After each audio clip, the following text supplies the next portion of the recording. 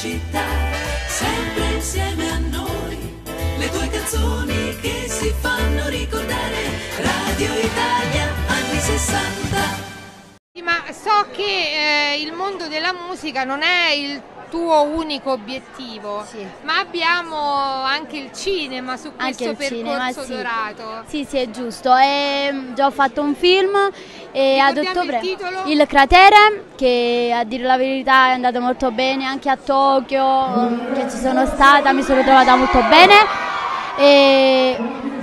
Ad ottobre. Che cosa ci sarà adesso? Ad ottobre ci inizieranno le riprese di un nuovo film che ha per titolo The Management, che si parla di un manager e una cantante, quindi io sarò l'interprete femminile. Ci informerai quando inizierà tutto, noi ti seguiremo. Di sicuro. Allora, un saluto caro, un in bocca al lupo e saremo sotto al palco a tifare per te. Ringrazio te e tutta Radio Italia con un bacione forte. Grazie cara, un bacio.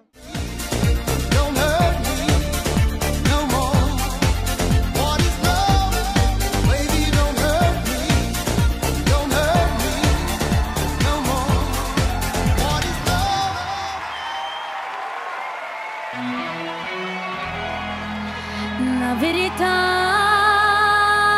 mi fa male, lo so, però fatevi sentire, ma la verità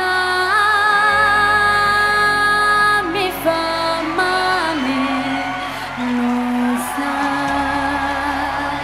Tutti con le mani?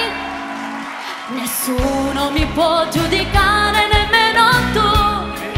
Fatevi sentire.